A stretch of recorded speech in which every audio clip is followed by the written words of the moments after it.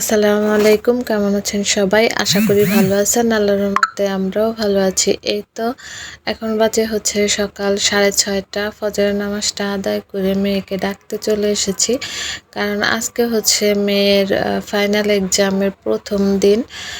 8টার থেকে আর কি পরীক্ষাটা শুরু। আর বাহিরে ভালোই কুয়াশা পড়েছে আর ঠান্ডাও ভালোই। তাড়াহুড়া করে রেডি হয়ে এই তো বের হয়ে গেছি।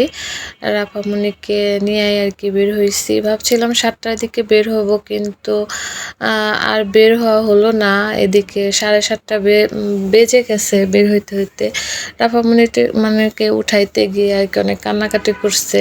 ওর আব্বু ওকে কুলে করে রাখছে। আমি এদিকে রেডি হয়েছি, হুমায়রাকে রেডি করছি, খাওয়াইছি। তারপর আর কি এই যে বের হওয়া আর কি। সকালে একটু কাজটা বেশি থাকে, বাচ্চা কাচ্চা থাকলে তো আরও বেশি কাজ, এটা তো আমরা গৃহিণীরা সবাই জানি।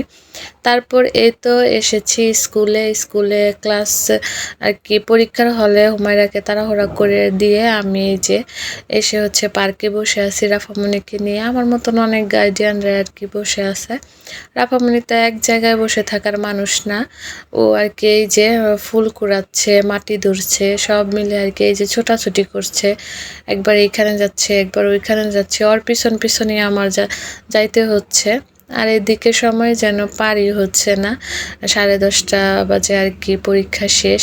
কি আর করব, চলে আসছি যখন আর কি হুমায়রাকে নিয়েই যাব ভাবছি।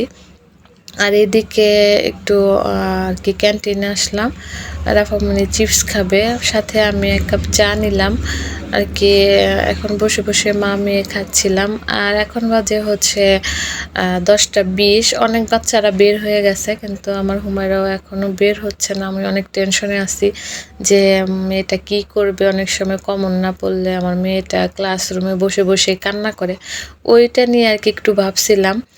আমি জানি না অন্যের ক্ষেত্রে কি হয়, কিন্তু আমার মেয়ে যদি এক্সাম দেয় আমার মনে হয় আমি পরীক্ষাটা দিই, এইরকম মনে হয় আমার। অনেক টেনশনে ছিলাম আর কি। এই তো অবশেষে আমার মেয়ে বের হয়েছে, আলহামদুলিল্লাহ। ফার্স্টে ভাবছিলাম যে হয়তো বা ওর মনটা খারাপ, হয়তো বা কমন পড়ে নাই, কিন্তু পরবর্তীতে জিজ্ঞেস করলাম যে মা তোমার পরীক্ষা কেমন হয়েছে? বললো আম্মু আমার সবই আর কি কমন পড়ছে। তারপরও আল্লাহ ভরসা, আপনারা সবাই আমার মেয়ের জন্য দোয়া করবেন। তারপরেই তো বাসায় চলে আসছি, আর কোনো ভিডিও করে নেই। যে আমার ঘরের অবস্থা কিচ্ছু করে রাইখা যাইতে পারি নাই, তাড়াহুড়া করে শুধু মেয়ের ঘরের বিছানাটা তুলছি, আর কিছুই করি নাই। বের হয়ে গেছি, এখন হচ্ছে সব গুছাবো, বিছানা তুলবো, মেয়েদের খাওয়াবো, নিজে খাবো। ওর আব্বু আর কি না খেয়েই চলে গেছে, এখন এসে খাবে। আবার এদিকে রাফামণি দাদুর সাথে একটু যাবে। আর আজকের ব্লগটা